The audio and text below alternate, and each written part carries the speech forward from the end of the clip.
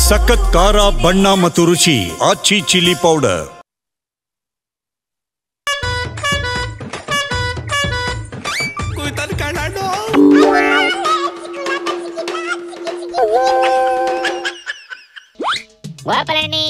ಕಾಂಗ್ರೆಸ್ ಅಲ್ಲಿ ಮತ್ತೆ ಜಗಳ ಶುರುವಾಯ್ತು ಕಣೆ.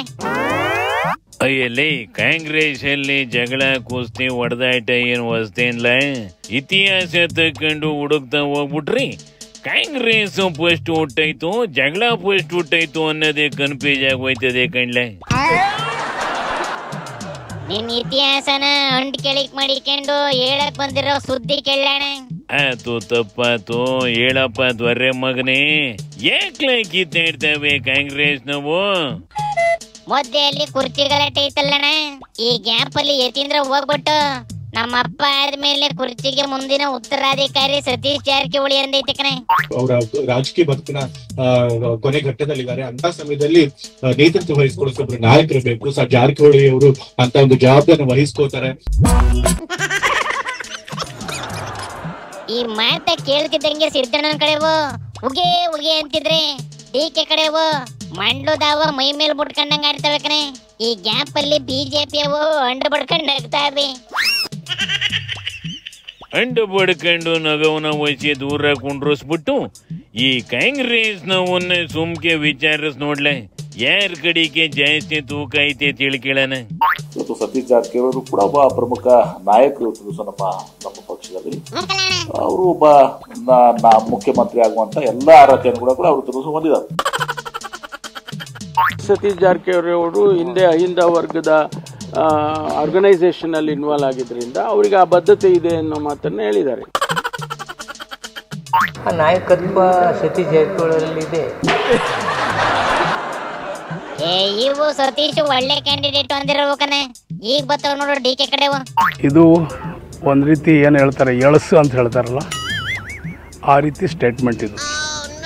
ನಿಮ್ಮ ಮಾತಲ್ಲಿ ಬಲ್ಕೆ ಇರಲಿ, ನಿಮ್ಮ ಮಾತಲ್ಲಿ ಶಕ್ತಿ ಇರಲಿ. ನಾವು ಡಿ ಕೆ ಶಿವಕುಮಾರ್ನ ನಾವು ಮುಖ್ಯಮಂತ್ರಿ ಮಾಡಿ ಅಂತಾನೆ ಎಲ್ಲರೂ ಕಾಂಗ್ರೆಸ್ ಪಕ್ಷದ ಒತ್ತಾಯ. ಸೊ ಅವನ ಕೆಪಿ ಅಧ್ಯಕ್ಷ ಮಾಡಿದೇನಿಕ್ಕಾಗದ್ರೆ ಇನ್ನ ಡೈರೆಕ್ಟ್ ಆಗಿ ಕ್ಯಾಂಡಿಡೇಟ್ ಗಳನ್ನ ಕೇಳ್ಕೊಳ್ಳೋಣ ಅಂದ್ರೆ ಅವು ಹಿಂಗಂದಕನೆ. I don't want to comment anything now. I don't want to be a part of media. I will discuss later at the appropriate time. ನಾವು ಹೇಳಿರಲ್ಲ 28 ಕ್ಲೇಮ್ ಅಂತ ಹೇಳಿರಲ್ಲ, ಮತ್ತೆ ಕ್ಲೇಮ್ ಮಾಡ್ತೀವಿ ಅಂತ ಹೇಳಿದೀವಿ. ಅದು ಅಂತಿಮವಾಗಿ ಪಕ್ಷ ತೀರ್ಮಾನ ಮಾಡಬೇಕು. ಅಲ್ಲಿಗೆ ನಾನೀಗ ಕೇಳೋದಿಲ್ಲ. 2028ಕ್ಕೆ ಬಿಡೋದಿಲ್ಲ ಅಂತ ಐತಿಯಲ್ಲ ಜಾರಕಿಹೊಳಿ. ಮೂಕನೆ ಈ ಗ್ಯಾಪ್ ಅಲ್ಲಿ ಕುರ್ಚಿ ಕಿತ್ಕೊಬಿಡೋಣ ಅಂತ ಡಿಕೆ ಊರವ್ರ ಮೇಲೆ ಟೆಂಪಲ್ ರನ್ ಮಾಡ್ಕೊಂಡು ಓಡಾಡ್ತೈತೆ ಕಣೆ. ಅದನ್ನ ನೋಡಿ ಬಿಜೆಪಿ ಅವು ಆಡ್ಕೊಂತಾವೆ. ಟೆಂಪಲ್ ಗಿಂತ ಇನ್ನ ದೊಡ್ಡ ಟೆಂಪಲ್ ಇದೆ, ರೋಮ್ ಟೆಂಪಲ್. ಅದು ಯಾವ್ದೋ ಗೊತ್ತಿಲ್ಲ. Italy temple. ಆ ಟೆಂಪಲ್ ನ ಸುತ್ತಬೇಕು. ನಿನ್ಗೆ ಚಾಮುಂಡೇಶ್ವರಿ, ಮಾರಮ್ಮ, ಗೌರಮ್ಮ, ರಾಘವೇಂದ್ರ ಸ್ವಾಮಿ ಇವೆಲ್ಲ ಏನು ಉಪಯೋಗ ಇಲ್ಲ ಕಾಂಗ್ರೆಸ್ ಅವ್ರಿಗೆ.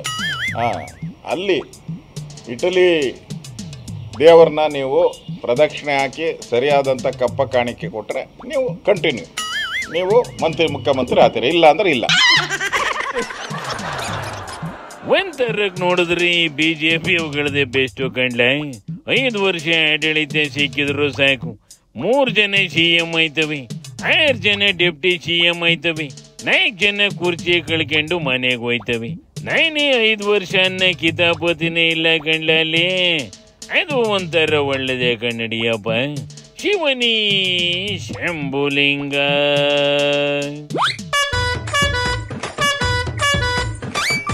ಕನ್ನಡ